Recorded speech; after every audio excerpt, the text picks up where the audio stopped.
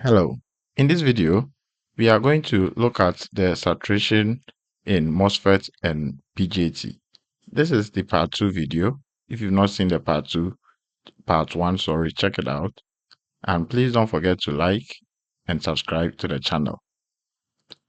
In part 1, we explained saturation region in MOSFETs and in BJT using their graphs. Now in this video, we are going to use what really happens inside the device during saturation and forward active. So this is a BJT. During forward active region, the collector, so I'll call this side the collector. Now I'll call this side the emitter. Okay, so the collector should be more positive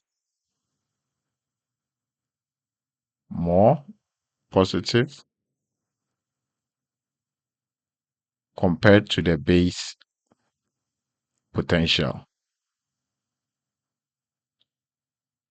So assuming the base is 0.7, then the emitter for full, not in soft saturation, should be 0.8 upwards. So let's see what happens in the device. Once the base emitter junction is forward biased, so that means the 0.7 with respect to the emitter is enough to forward bias the base emitter junction. We should also recall that the emitter is highly doped, and the ratio of the doping between the emitter and the base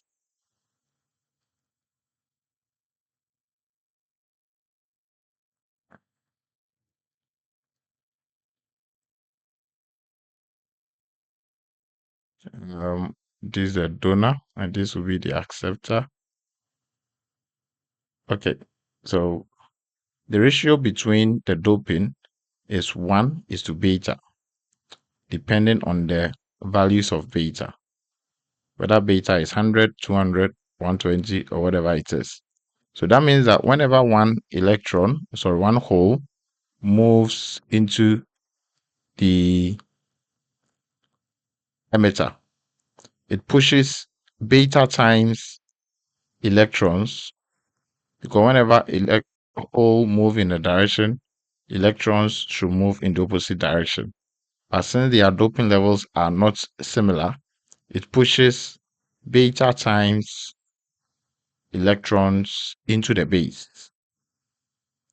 Now, where do the electrons go? No, electrons are negative charges. So there should be a pull between the collector's voltage and the base potential. And since the collector is more positive compared to the base, then the electrons are attracted to the collector, and we would have current flowing in the opposite direction. So the relationship between the base and the current is going to be, collector current will be equal to beta times base current. The base current is as a result of the holes that moved from the base to the emitter. And we know beta times charges or electrons moved from the emitter and they were attracted by the collector's higher potential. So that gives us amplification, and that's what happens in the forward active region.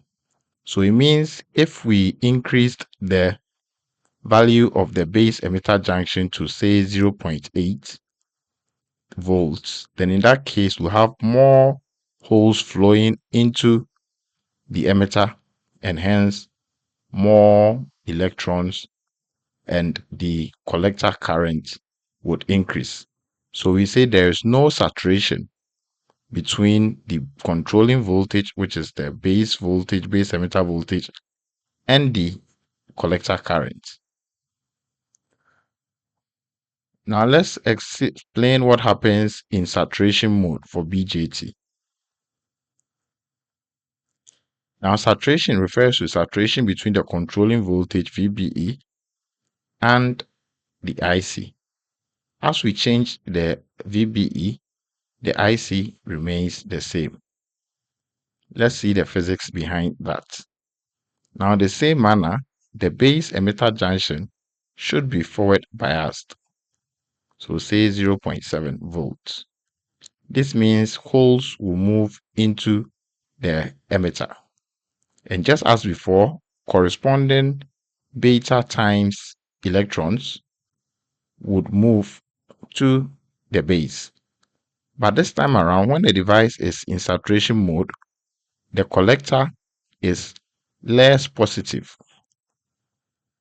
compared to the base, because for an NPN device, the base collector junction is forward biased when the device is in the saturation mode. That means the base will be more positive than the emitter. In that case, when the electrons get into the base, instead of them to be attracted by the collector, most of them would rather go closer to the base, which has a higher potential, and a few of them would be attracted or find their way to the collector, meaning the current IC would no longer follow the relation IC is equal to beta times IB. And it means we are going to lose amplification of current in this scenario. So that explains this part of the curve. Even if I increase VBE to 0.8, nothing will change. Still, the electrons will be attracted towards this side and less will go to the collector side. So you can see from the curve that during saturation, when the collector voltage is less than the 0.7 needed to bias the base emitter junction, so I have my collector voltage maybe at 0.3 and my base voltage at 0.7, the electrons would not move to the 0.3. So even if I change this to 0.8, as we've done here with some changes, the collector current would not be changed significantly. That explains saturation in the BJT. And we cannot use this region for amplification, because for amplification, we need a voltage controlled current source, which can be obtained in this region, forward active region. Now we move to MOS devices. What happens during saturation? Okay, so when we draw the curve,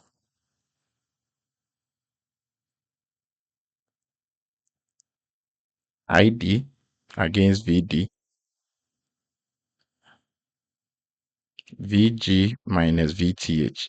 If the value of VD is less than the overdrive voltage, we say the device is in the triode region.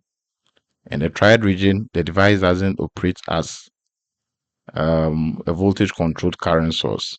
Let's see what actually happens. From the curve, we see that during the triode region, if we are increasing the value of VD, then the current would also be increasing. So this can't form a current source. Let's see what happens. So one, we know in the triode region, there is no pinch off. So the voltage is always enough to give us some charges. For us to get some charges, Q is equal to CV, and the value of V, that's the gate to the source voltage, or the voltage across the two plates, the gate and the channel, should be at least enough to overcome the threshold voltage. Now in this region, the voltage at any point across the channel is so at any point across the channel, the voltage here is always above the threshold voltage. So it means that the channel would appear throughout. So there will be no pinch off. Now, if that's the case, the channel is made up of electrons. And if I increased the voltage here, let's say from 0 to 1 volt, as I increase it, the pull on the electrons by this would increase. And that means the electrons are going to move faster. And if the electrons are moving faster, remember, current is equal to the velocity times the charge density, which means that the faster the electrons are moving due to the electric field pull increasing, then the current would increase. So that shows or explains this part of the graph, which is called the triode region. But what happens in the saturation region? Now, assuming my gate voltage is 2.1 volts and I have a drain voltage of 1.8 volts, at this point, just at the potential, at the drain, the difference between the gate and the drain, or the voltage across here, is going to be 2.1 minus 1.8, which is equal to 0.2. And this 0.2 is less than the threshold, assuming we have a threshold voltage of 0.3. It means there will be no channel existing here. But as we move further to the left, there will be some voltage drops. The potential at this point, which is a function of the distance, would no longer be 1.8, but it could be 1.7. We assume that as the drain current moves from the drain to the source, there will be some voltage drops along the way. So the potential here is 1.7, and as the current moves, the voltage will drop until it gets to a potential of 0 at the source, assuming the source is grounded. Now at this potential, 1.7, what is the voltage difference or the voltage across the plates? That will be 2.1 minus 1.7. And this time we have, okay, so before it was 0.3. Let's just assume the threshold was 0.4. Okay, so in this case, 1.7, now the difference becomes 0.4, which means we have just enough, just at the threshold. So the channel ceases here, and we call this the pinch off. So let's see what happens if I decide to increase the drain voltage.